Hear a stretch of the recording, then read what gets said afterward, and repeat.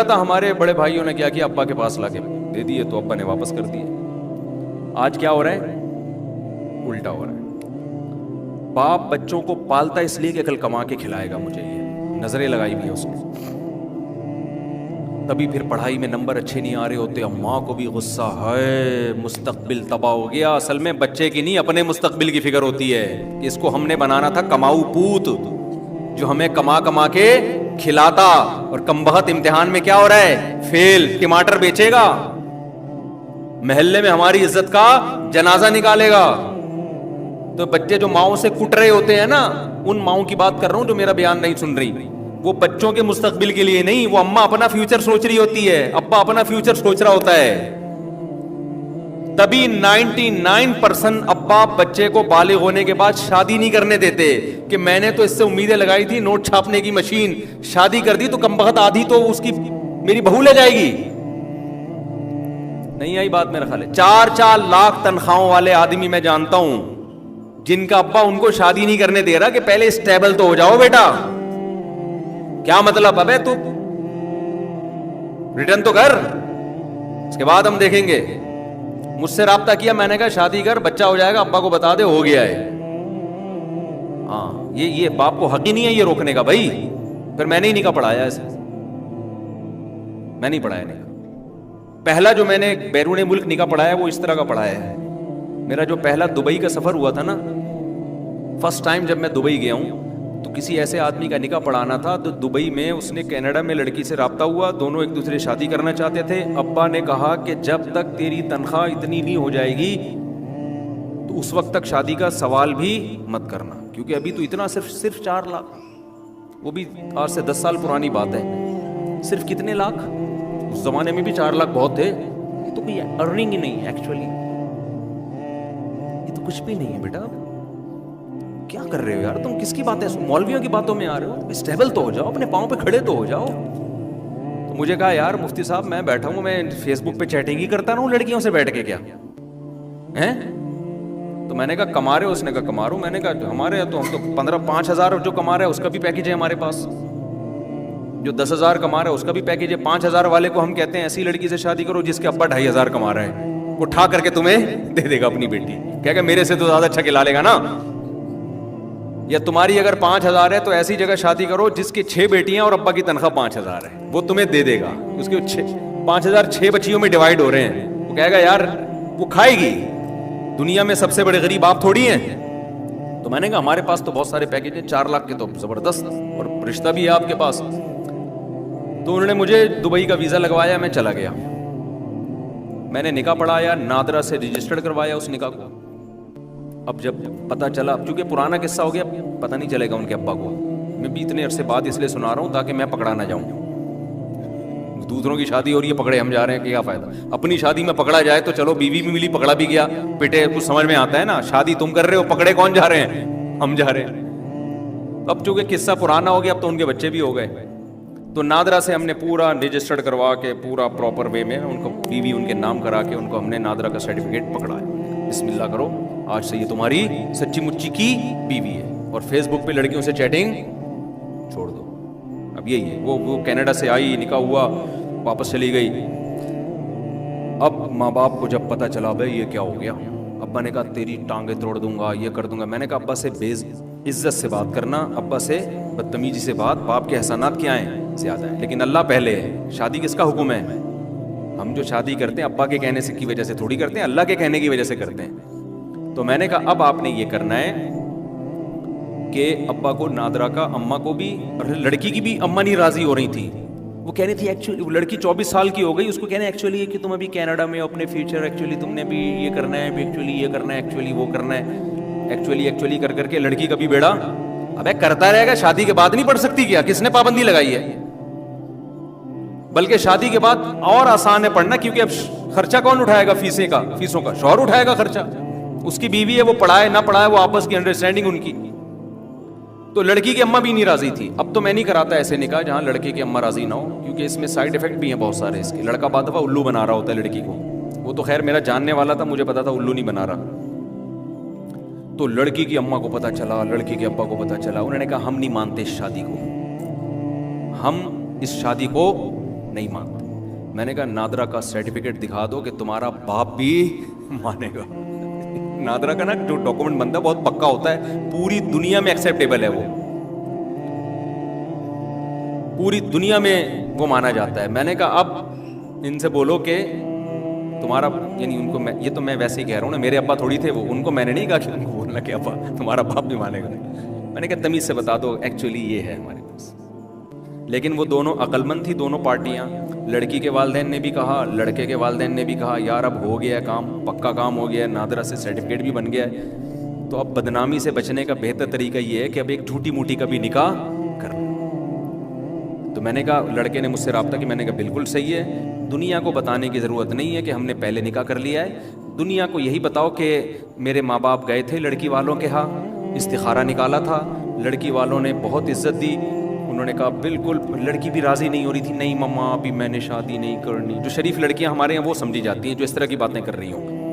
نہیں پاپا دیکھیں نا, ابھی تو میں صرف 24 سال کی ہوں, ابھی تو اس عمر میں تو بھاگنے کا طریقہ سیکھتے ہیں, ابھی بھاگنے کا ٹائم تھوڑی آیا ہے, ٹھیک ہے نا, یہ تو ابھی ہے دیکھو. اور تم بھی کہنا, تمہارے ابا بھی جا کے کہیں دیکھیں ہمارا بیٹا بھی جو ہے نا وہ ابھی نہیں چاہ رہا, لیکن ہم چاہ رہے ہیں کہ بہتر مستقبل. جیسے شریف لوگوں کے حالات ہوتے ہیں, ٹوپی ڈرامہ کر کے دنیا کو یہی دکھاؤ کہ کیا ہو رہی ہے. تو میں پھر گیا دبئی, شاید اسی سفر میں گیا.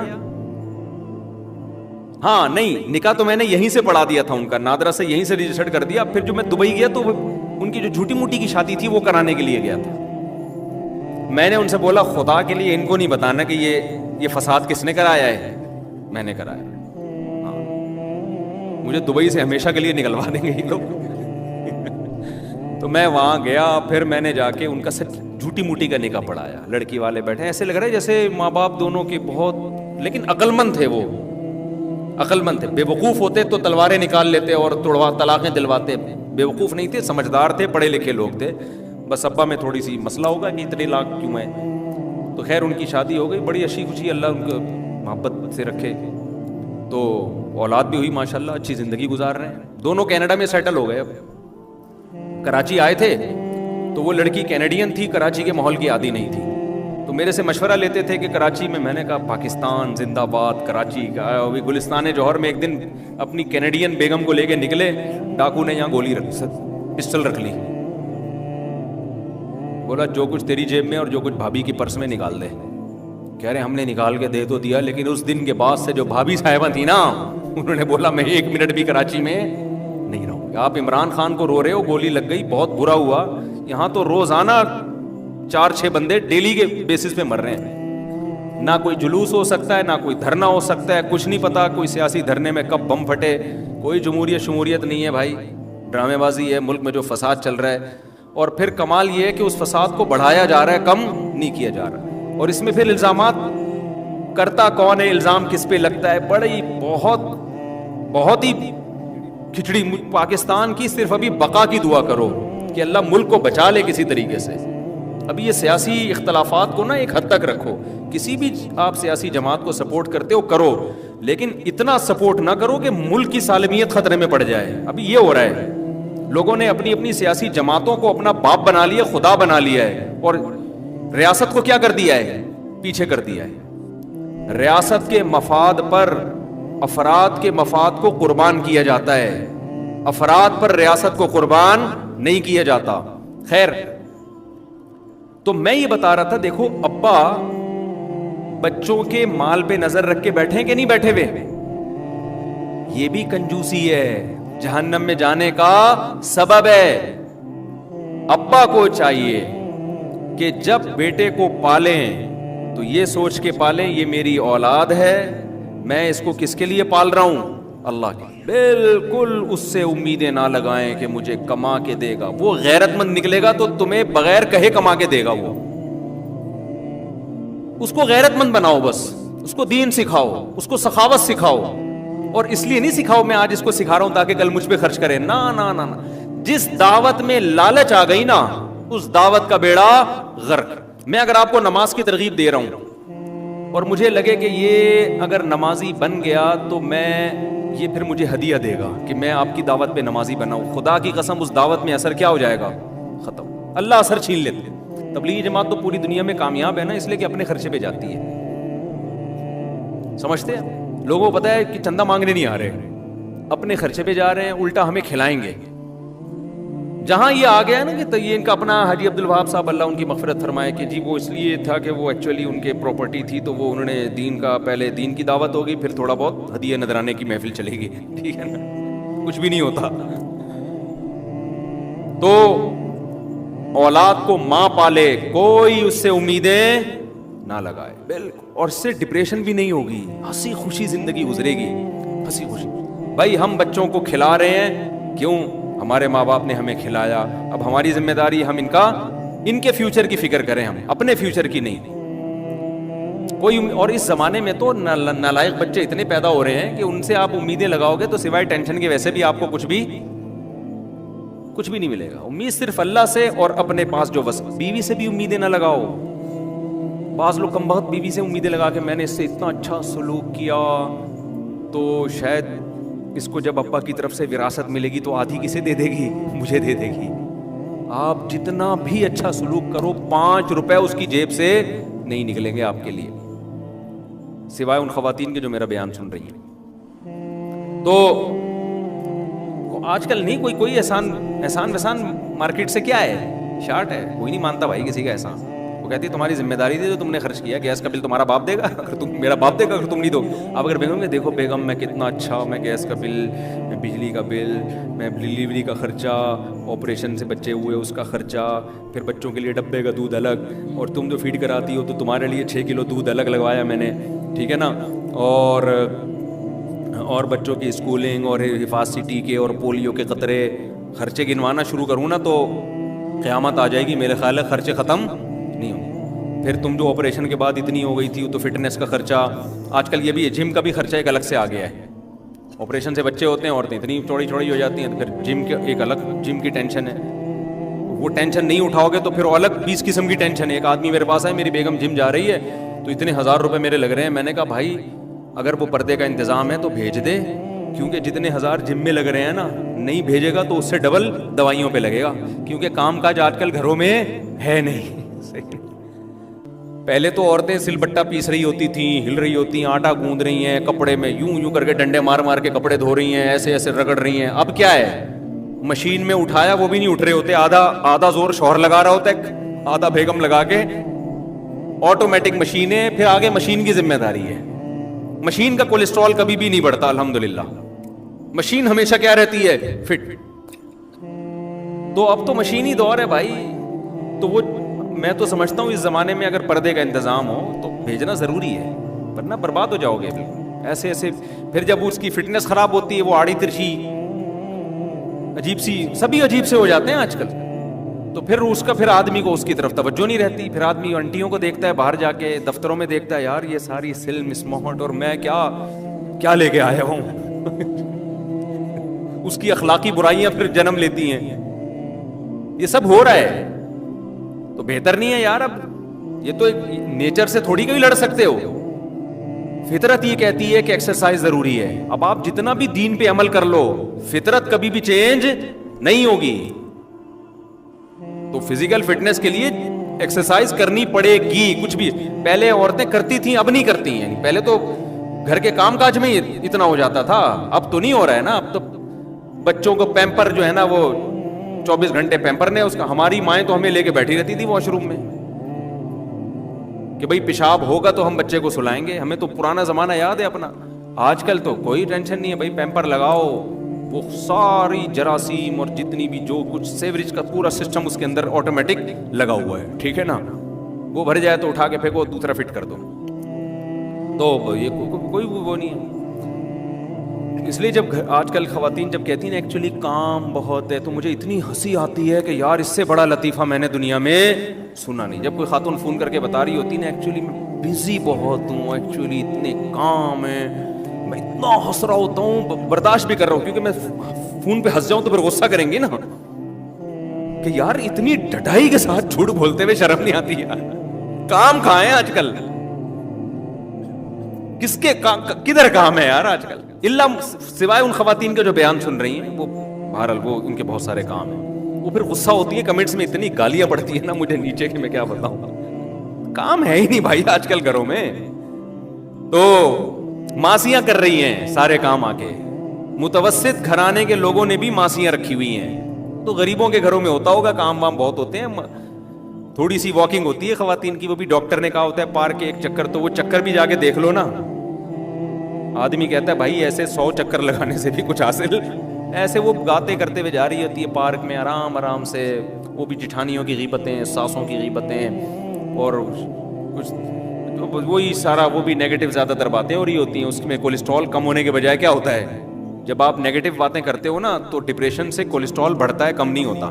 خیر, بار بار کہہ رہا ہوں, وہ خواتین جو بیان نہیں سن رہی ان کی بات کر رہا ہوں. تو اب میں بھائی ایک بات جلدی سے, بات کو بہت لمبی ایران توران بہت ہو گیا, میں عرض کر رہا ہوں کہ آپ اپنے بچوں کو پالو, ان سے کوئی مالی امیدیں مت, بچوں کے فیوچر کی فکر کرو. میں اپنے بچے کو بنتا ہوا دیکھنا چاہتا ہوں, کیونکہ اللہ نے مجھے یہ امانت دی ہے, میں اس امانت کو ضائع نہیں کروں گا.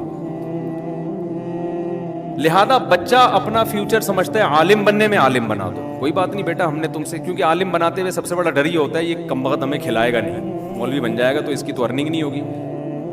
بھائی بچے کا دل اگر عالم بننے کا کر رہا ہے تو بچے کو کیا بناؤ, مولوی, کیونکہ ہم نے بھائی اس سے ہم نے تو کوئی پیسہ کموانا ہے نہیں. ہاں اکلوتا بچہ ہے, اس کے بارے میں ڈر یہ ہے کہ آپ بوڑھے ہونے والے ہو اور اکلوتا بچہ ہے اور کمانے کا واقعی کوئی ذریعہ نہیں ہے, پھر مجبوری ہے کہ بھائی اس کو دکان پہ بٹھاؤ ورنہ ہم دونوں بھوکے مر جائیں گے.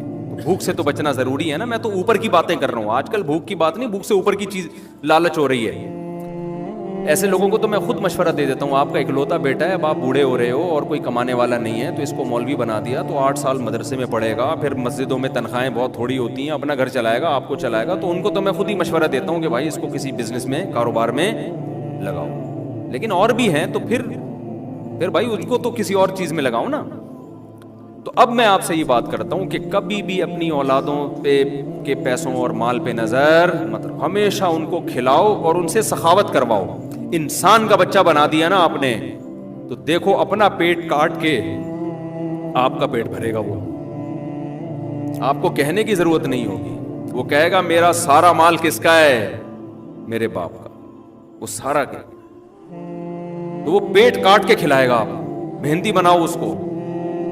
دوسرا, ماں بھی یہی کام کرے, بھائی ہم نے بچے کا فیوچر دیکھنا ہے.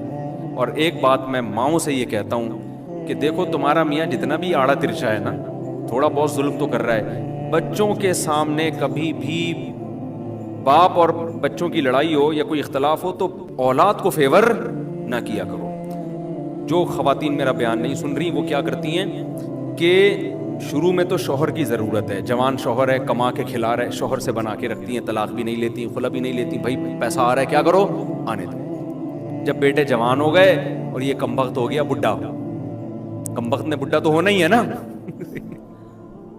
اب یہ کسی کام کا نہیں ہے, اب اس کی ضرورت بھی نہیں ہے, بیٹے بھی جوان ہو گئے, بچیاں بھی بڑی ہو گئیں, اب ماں بچوں کے ساتھ مل کے طبیعت سے دھوتی ہے اپنے شوہر کو, اور پھر میرے پاس بھی شکایتیں کر رہی ہوتی ہیں, ہائے ہائے ہائے ہائے میں تو خلا لینا چاہتی ہوں, میں تو طلاق لینا چاہتی ہوں ایکچولی ان سے. میں کہتا ہوں پھر پہلے لے لیتی, بھائی مجبور تھی, میں کیا کرتی, میں مجبوری میں نہیں لے سکتی تھی, میں چھوٹے چھوٹے بچے تھے, میں کہاں لے کے جاتی. تو میں کہتا ہوں اس کا مطلب مجبوری نے میں اس نے سہارا دیا نا آپ کو, اسی وجہ سے تو نہیں لی کہ میں لاوارث ہو جاؤں گی, شیلٹر دیا نا اس نے, تو اس کا احسان مانو نا کہ اس نے شیلٹر دیا. اس سے اس وقت طلاق لیتی, روڈ پہ آ جاتی, بچوں کو لے کے کہاں جاتی, اس نے نہیں دی, شیلٹر دیا. اب اس شیلٹر کے احسان کا تقاضا یہ ہے کہ اس بڈھے کو برداشت کرو.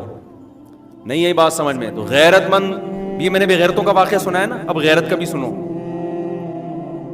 ایک میں نے بغیرت واقعہ سنایا نا کہ ابا کی جائیدادوں پہ نظر, اور اپنے شیخ کا واقعہ سنایا کہ وہ سچی ابا بھی نہیں, روحانی ابا ہیں, اور ان سے کہہ رہے ہیں کہ میں چاہتا ہوں میرا سارا خرچہ کون اٹھائے, آپ اٹھائیں, میں آپ سے ہی مانگا کروں, مجھے آپ سے مانگنے میں مزہ آتا ہے. یہ اعلیٰ درجے کی غیرت کی مثال ہو گئی. آپ اتنا نہیں جا سکتے, بیچ میں آ جائیں, کسی کھانچے میں آ جائیں. اب میں نے مثال دی ایسی عورتوں کی کہ شوہر کے جوانی میں تو بہت اچھے چلے اس کے ساتھ, نچوڑ لیا, اب بڑھاپے میں کیا مانگ رہے ہیں اس سے, طلاق مانگ رہے ہیں. یا طلاق نہیں مانگ رہے, وہ بڈھے اس کمرے میں پڑا رہا کر, ادھر نہیں آئے گا. تو یہ بھی ہوتا ہے. اور اس کے برعکس غیرت مند عورت کے واقعات بھی. کل میرا ایک جنازے میں جانا ہوا, خاتون کی عمر 95 سال, کتنی, جن کا انتقال ہوا, ہمارے کوئی دور کی ریلیٹو تھی. ان کے بیٹوں سے میں ملا, اتنے غمزدہ تھے, اتنے غمزدہ. میں نے کہا آپ کے والد کا انتقال کب ہوا؟ انہوں نے کہا 93 میں, یعنی 93 سن, یعنی 77 سال یا 75 سال والد صاحب کی عمر تھی. میں نے کہا ماشاءاللہ آپ لوگوں نے اپنی والدہ کی خدمت بہت کی. انہوں نے کہا ہاں کی ہے. کیوں کی ہے؟ کہہ رہے ہیں ہمارے والد 10 سال سے بستر پہ تھے, فالج تھا, اور میری ماں کی پیشانی پر ایک دن بھی لکیر بولو نہیں آئی. ایسی میری ماں نے میرے باپ کی خدمت کی ہے نا, اس کے بعد سے پھر ہم نے بھی کیا کیا, اپنی ماں کی خدمت میں کوئی کسر. سمجھ میں نہیں آ رہی بات؟ یہ جو مائیں بچوں کو باپ کے خلاف ورغلا رہی ہوتی ہیں, یہ سمجھتی ہیں کہ پھر بڑھاپے میں بچے ہماری خدمت کریں گے. نہ وہ باپ کے رہتے ہیں, نہ وہ ماں کے رہتے ہیں. جو باپ اپنے بچوں کو ماں کے خلاف ورغلاتا ہے, اپنی بیوی کے خلاف ورغلاتا ہے, وہ اس خوش فہمی میں ہوتا ہے کہ یہ ماں کی سائڈ چھوڑ کر میری سائڈ پہ آ جائیں گے. نا نا نا نا نا نا, جو بچہ ماں کو نہیں مانے گا نا, وہ باپ کو بھی نہیں مانے گا. بچہ اسی کی طرف جائے گا, دیکھے گا کہ کون جوڑ کی بات کر رہا ہے اور کون. شروع میں تو نہ سمجھ ہوتا ہے, لیکن اتنی اللہ نے سینس ہر ایک کو دی ہے, تھوڑے دنوں کے بعد اس کی کھوپڑی میں آ جاتا ہے صحیح کون ہے غلط کون ہے. سمجھ میں نہیں آ رہی میرا خیال ہے بات. عورت وہ کہتے ہیں 10 سال ہمارے والد کی خدمت کی ہے. آج ذرا سا کچھ مسئلہ ہو جائے, عورتیں خلا کے پیپر جمع کراؤ. میں نے آڑا ترچا, یہ تو ٹیڑھا ہو گیا تھوڑا سا نا.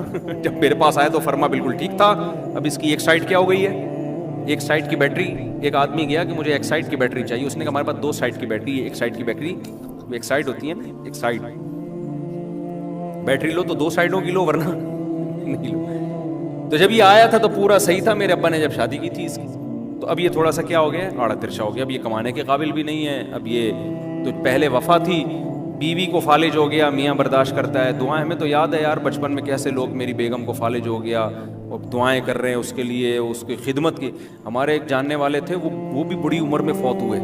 سارے بوڑھے ہمارے محلے سے چلے گئے, وہ نہیں جا رہے تھے ماشاءاللہ, اب گئے ہیں وہ.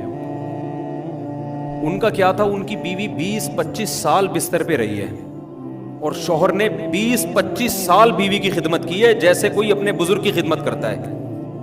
اس کے کپڑے تبدیل کرانا, اس کی گندگی صاف کرنا, اس کی دواؤں کا خیال کرنا, کیونکہ بچے چھوٹے تھے وہ نہیں کر سکتے تھے, اس نے کیا. کتنی لمبی عمر ہوئی ہے, 90-95 میں انتقال ہوا ان کا. اور یہ خاتون نے اپنے میاں کی خدمت کی. ان کا انتقال کب ہوا؟ 90-95 میں. میں نے ان کو بھی حدیث سنائی, میں نے کہا صحیح ہے, بخاری کی حدیث ہے, جو شخص یہ چاہتا ہے کہ اس کی عمر میں اللہ برکت دے, لمبی عمر دے, اس کو چاہیے رشتے جوڑے. تو رشتوں میں تو عورت کے لیے سب سے اچھا رشتہ شوہر اور ماں باپ, اور شوہر کے لیے بیوی, یہی ہے نا. تو ان کی جو خدمت کرتا ہے نا, اللہ اس کی وجہ سے عمر میں بھی برکت دیتے ہیں, اور پھر آپ کے ماتحتوں کو بھی آپ کی خدمت کی توفیق دیتے ہیں. سمجھ میں آ رہی ہے کہ نہیں آ رہی ہے؟ تو سارا وہ سیٹ اپ, بس سب کی توجہ پڑھائی کی طرف ہے. یونیورسٹیوں میں جاؤ, اچھے ڈاکٹر کیسے بنیں گے, اچھے سائنسدان کیسے بنیں گے, اچھے تاجر کیسے بنیں گے, بس انہی چیزوں کو فوکس کیا ہوا ہے. نہ بچیوں کو یونیورسٹیوں میں یہ سکھایا جا رہا ہے کہ ایک عورت اچھی بیوی کیسے بنتی ہے, نہ لڑکے کو یہ سمجھایا جا رہا ہے کہ ایک مرد اچھا شوہر کیسے بنتا ہے, نہ اولاد کو یہ سکھایا جا رہا ہے. تو دیکھو یہ جو کنجوسی ہے نا, اخلاقی کنجوسی, کہ اولاد کی مال پہ نظریں, اولاد ابا کے مال پہ نظریں, چھوٹا بھائی بڑے بھائی کے مال پہ نظر, بڑا بھائی چھوٹے بھائی کے مال پہ نظر, پڑوسی کے مال پہ نظر, دوست. تبھی تو لوگ تنخواہیں بتاتے ہوئے ڈر رہے ہوتے ہیں کہ کمبخت کو اپنی تنخواہ بتا دی, پیسے مانگنے آ جائے گا. بیوی کو پیسے بتا دیے, نچوڑ کے کھا جائے گی. عورت کے پاس بھی بڑا پیسہ ہوتا ہے, زیور شیور لاکر میں چھپا کے رکھا ہوتا ہے, میاں کو نہیں بتاتی. اور میں منع بھی کرتا ہوں, بتا نہیں دینا, کیونکہ میاں کیا کرتا ہے, بزنس کے نام پہ بیوی سے پیسے لیتا ہے. تمہارے پاس جو 20 تولے سونا پڑا ہے, ایکچولی ایک میں نے بزنس سوچا ہوا ہے, تو 20 تولے میں جب لگاؤں گا تو تمہاری اتنی ارننگ اس سے شروع ہو جائے گی. بہت سارے تجربے ہیں, وہ 20 تولے کسی کا باپ بھی آج تک اس مرد سے نکال نہیں سکا. اور اگر آپ نے کسی کو پیسے دیے, انویسٹ کیے, اور اس نے کما کے دینا شروع کر دیا, تو سمجھ لو بہت ڈینجرس. جو پہلی دفعہ کھا گیا نا, وہ کم کھائے گا.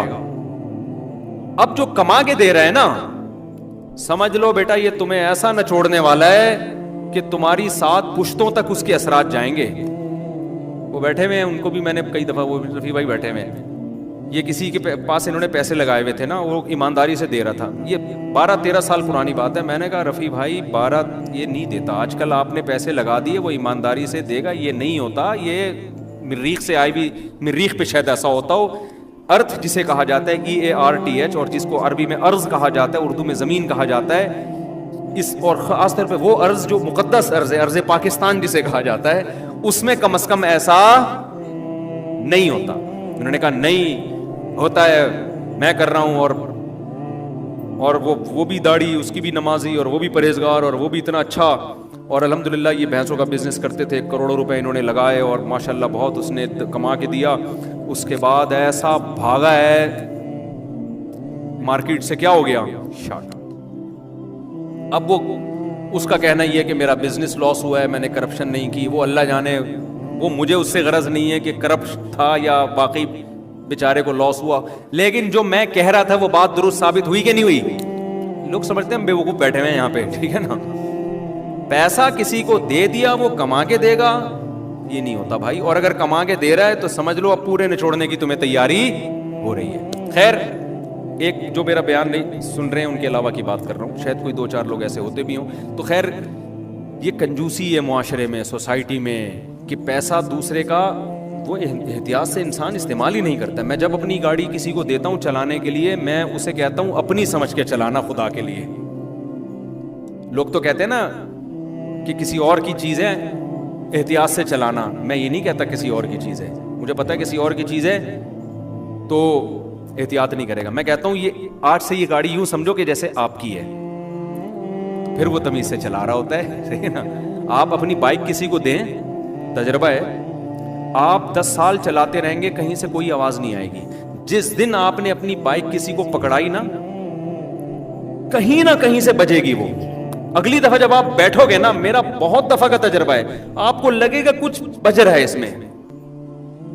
کیا بج رہا ہے, کچھ بھی نہیں ہوگا تو چین کور ہل رہا ہوگا, پتہ نہیں کیا کرتے ہیں یار, سمجھ سے بالا تر ہے.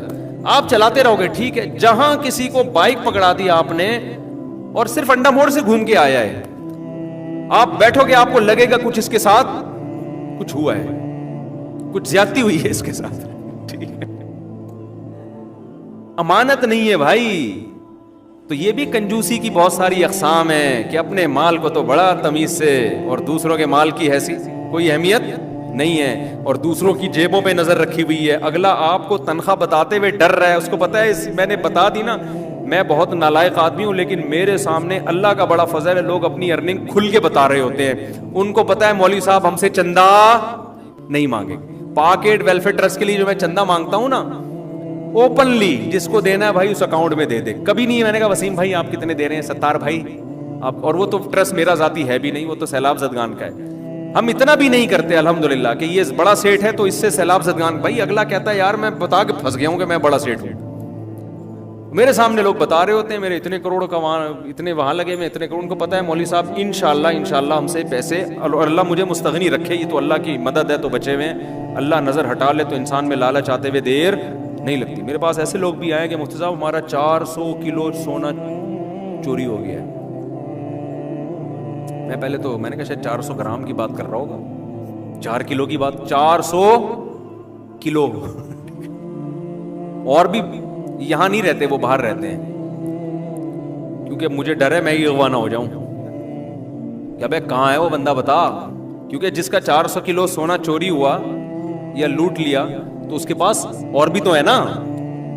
اور جو جس اسٹائل سے وہ بتا رہے تھے, لگ رہے تھے کہ ان کے تھوڑا سا کوئی مسجد سے چپل چوری ہوئے ہیں ان کے, ایسے بتا رہے تھے. ایکچولی وہ میرے 400 کلو سونا چوری ہو گیا, تھوڑا سا مجھے سے ٹینشن ہو رہی ہے.